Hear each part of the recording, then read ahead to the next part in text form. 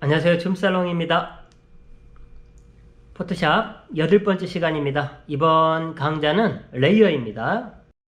레이어를 잘 모르시게 되면 포토샵이 마냥 어렵지요. 레이어를 잘 이해를 해주시게 되면 포토샵이 쉬워집니다.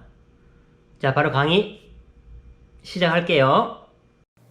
이번 강좌는 레이어입니다. 포토샵에서 레이어 기능이 처음 생겼을 때 대단했지요. 아마도 레이어라는 기능이 없었다면 포토샵이 지금처럼 대중적이지는 않았겠지요. 특정 기능을 모르면 그 기능을 피해서 작업을 하면 되지만 레이어를 잘 모르면 작업 진행 자체가 되지 않는 경우가 많습니다. 이번 강좌를 통해서 레이어를 확실하게 이해해 봅시다. 먼저 똑같은 작업을 레이어를 사용하지 않았을 경우와 레이어를 사용했을 경우를 비교해 보고 레이어의 장점이 무엇인지를 살펴보도록 하겠습니다. 새 이미지 하나를 만들겠습니다. 500, 572 배경 내용은 흰색으로 놓고 제작 버튼을 눌러주겠습니다. 키보드에서 단축키 B를 눌러서 브러쉬 도구를 선택해 주시고요. 브러쉬 옵션은 100 기본으로 이렇게 놓고 사용해 주시면 될 것 같습니다.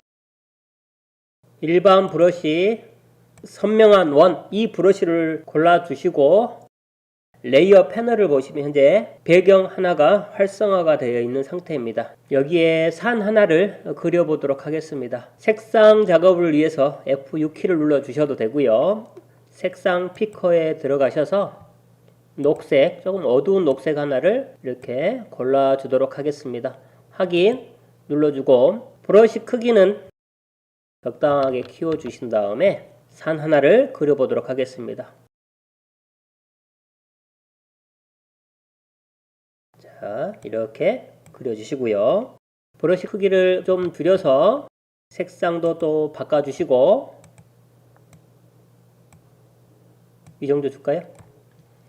조금 작은 산 하나를 더 추가해서 그려주도록 하겠습니다. 그리고 색상 피커를 열어서 색을 또 바꿔주시고요. 지금 모든 색들은 정경색을 바꿔주는 겁니다. 크기 좀 더 줄여볼까요? 브러쉬 크기 줄여서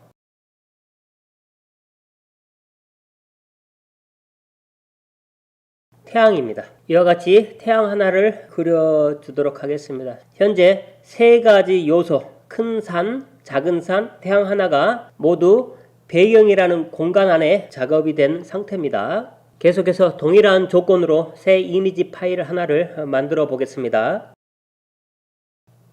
500, 72 흰색 제작 버튼을 누르겠습니다. 비교하면서 작업을 하기 위해서 창을 분리해 놓겠습니다. 제목 탭 부분을 클릭 드래그해서 나란히 놓고 작업을 해보겠습니다.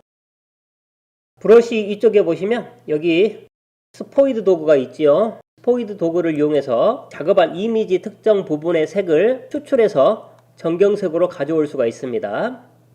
다시 브러쉬 도구를 클릭해 주시고요.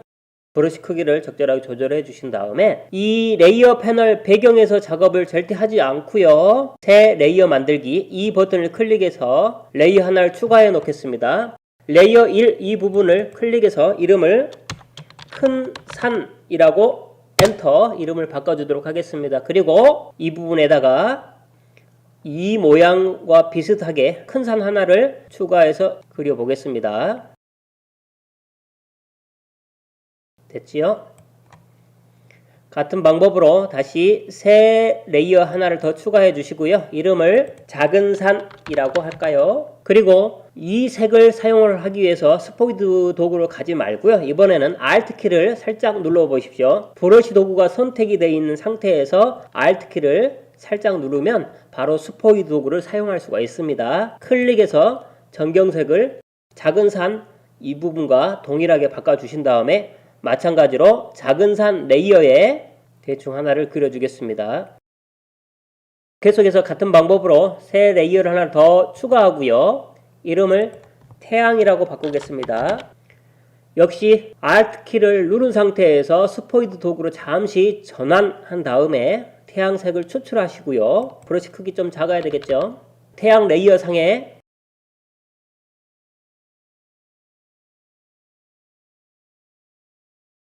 앞에서 만든 세 가지 요소를 비슷하게 그려본 결과입니다.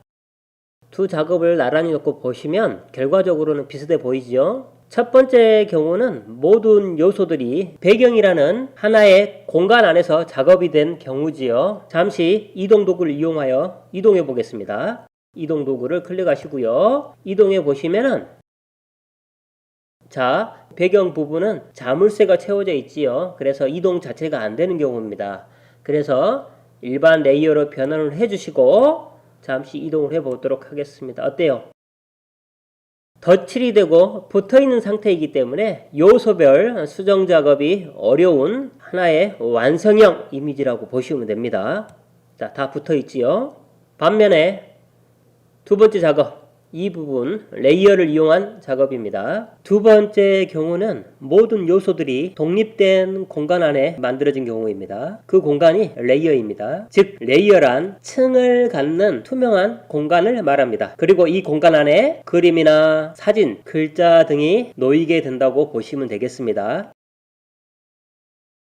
1층, 2층, 3층, 4층 뭐 이런 층을 갖는다고 보시면 되겠지요. 태양 레이어를 클릭 드래그해서 큰 산 레이어 하단 경계선 부분으로 마우스를 위치시키면 색이 이와 같이 바뀌지요. 이때 놓으면 레이어 층수가 바뀌게 되는 겁니다.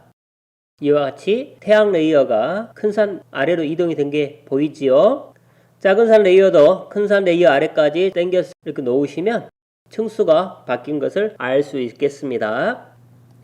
쿡 누른 상태에서 드래그 경계선 색이 바뀔 때 놓으면 이와 같이 층수가 바뀝니다. 이해되셨지요? 도구 패널에서 이동 도구가 선택되어 있는 상태에서 태양 레이어를 한번 움직여 볼까요? 태양 레이어를 먼저 활성화 시켜준 다음에 클릭 드래그해서 움직여 보시면 해당 레이어 요소만 움직이는 것을 알 수가 있습니다. 첫 번째 경우는 모든 게 붙어 있기 때문에 클릭 드래그 했을 때 움직여 보면 다 같이 움직이죠.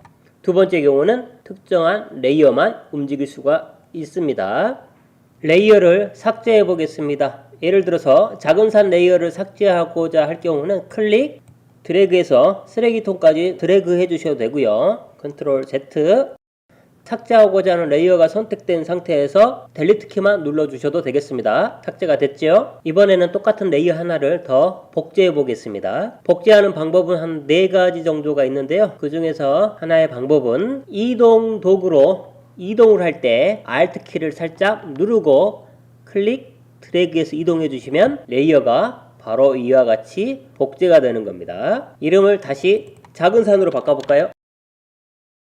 첫 번째 경우도 Alt 키를 누르고 클릭 드래그해서 복제를 해보시면 Alt를 누르시고 복제해 보시면 배경인 흰색과 모든 요소들이 붙어있는 상태에서 하나이기 때문에 복제된 배경색에 의해서 아래쪽 부분이 다 가려지지요. 복제의 의미가 별로 없어 보입니다. 다시 두 번째 레이어로 오셔서 복제된 산 레이어 크기를 변형시켜 보도록 하겠습니다. 단축키 컨트롤 누르고 T를 누르면 이와 같이 조절점을 갖는 박스가 나타납니다. 바운딩 박스인데요. 이 조절점들을 움직여서 크기를 바꿔줄 수도 있습니다. 가운데 잡고 이동도 되지요. 조절점 부분에서 살짝 바깥쪽으로 벗어나시면 마우스 포인트 모양이 이와 같이 바뀌는데요. 이때 클릭 드래그하여 회전시켜 줄 수도 있습니다. 적절하게 모양을 변형시킨 다음에 확인 눌러 적용시키겠습니다. 색상도 바꿔보겠습니다. 단축키 컨트롤 누른 상태에서 U키를 누르면 다음과 같은 색조, 채도 패널이 나타납니다. 여기서 색조와 채도, 밝기죠? 명도 조절해 줄 수가 있는데요. 각 조절점을 움직여 보면 현재 활성화되어 있는 레이어에서만 색이 조절되는 것을 알 수가 있습니다. 확인. 색상이 바뀌었지요. 이번엔 첫 번째 작업한 경우에서 색을 한번 바꿔보도록 하겠습니다. 역시 마찬가지로 컨트롤 U 눌러서 색상을 조절해 보시면 하나로 붙어있는 모든 요소들이 동시에 색이 바뀌는 것을 알 수 있습니다. 부분적으로 색상을 수정하는 작업이 어렵겠지요. 새 레이어 만들기 이 아이콘을 눌러서 새 레이어를 만들게 되면 현재 활성화되어 있는 이 레이어를 기준으로 바로 위층에 만들어지게 됩니다. 이 레이어가 활성화되어 있다면 이 레이어 바로 위층에 만들어지겠지요. 확인해 보겠습니다. 새로 만들기. 자, 바로 위층에 만들어졌지요. 이 눈 아이콘들 있죠? 이 눈 아이콘들을 클릭해서 해당 레이어를 숨기기 하거나 또는 다시 보이게 할 수도 있는데요. 모든 레이어를 다 숨기고 조금 전에 새로 만든 레이어를 제외하고 모든 레이어들이 숨기기가 된 상태입니다. 이때 이 체크무늬 보이시죠? 이 체크무늬가 바로 투명한 레이어를 의미합니다. 이 투명한 각각 그 공간상에 칠을 하거나 또는 이미지를 넣거나 글자를 입력하는 작업, 층수를 적절하게 조절하고 어떠한 명령이 이미지 전체가 아닌 특정 레이어에서만 적용시키는 이러한 작업들, 바로 포토샵 작업의 핵심이라고 보시면 되겠습니다. 만약 모든 작업을 레이어를 쓰지 않고 첫 번째 방법처럼 배경에서 다 처리한다면 어떨까요? 이와 같은 경우죠. 예를 들어 특정한 부분만 색상을 바꿔야 한다면 아주 귀찮은 선택 영역을 만드는 작업을 해야 합니다. 여기 있죠. 이러한 작업들. 실질적으로 사진을 찍어서 불러오거나 인터넷상에서 어떠한 자료를 찾아서 포토샵으로 가져오면 모두 배경 하나에 담겨져 있지요. 레이어는 편집 작업 과정 중에 생긴 편리한 기능이지만 이미지의 본질은 바로 배경 하나입니다. 이와 관련된 부분은 파일 저장하기 강좌에서 자세히 정리해 보겠습니다. 질문 하나가 올라왔지요. 레이어 패널을 보시면 각각의 눈 아이콘 바로 우측에 작은 썸네일이 보이죠? 이 부분을 상황에 맞게 조절해 줄 수도 있습니다. 레이어 패널 우측 옵션 아이콘을 클릭하고 여기 있죠? 이 패널 옵션을 눌러주겠습니다. 축소판 크기, 이 부분이 바로 썸네일을 말하는 겁니다. 지금 두 번째 항목이 체크가 되어 있는데요. 하단 쪽 이 부분 한번 체크해 볼까요? 확인. 어때요? 썸네일이 엄청 크게 보이죠? 아주 작은 요소들이 많을 경우는 썸네일 상에 잘 안 보일 경우 이렇게 미리 보기를 크게 해놓고 사용하시면 될 것 같고요. 제 경우는 어떠한 작업을 하다 보면 레이어가 100개 이상도 만들어질 수도 있습니다. 그랬을 경우 레이어 패널 공간이 비좁죠? 이럴 때는 옵션으로 놓고 사용할 수도 있습니다. 가끔 이와 같이 설정이 되어 있을 경우는 썸네일이 보이지 않아서 작업이 좀 답답하게 느껴질 수도 있겠지요. 기본은 이 정도로 놓고 사용해 주시면 될 것 같고요. 또 이 부분 있죠? 축소판 내용. 현재 문서 전체가 되어 있습니다. 각각의 레이어 크기는 500픽셀이잖아요. 그 500픽셀 전체가 썸네일로 보여진다고 보시면 되고요. 레이어 테두리 이 항목을 체크했을 경우는 이 이미지 전체가 보여지는 게 아니라 각각의 항목들이 꽉 채워진 상태로 썸네일이 표시가 되는 겁니다.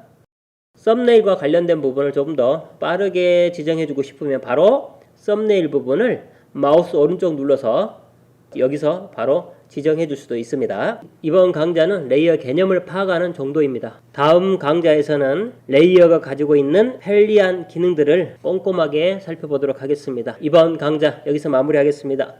고생하셨습니다.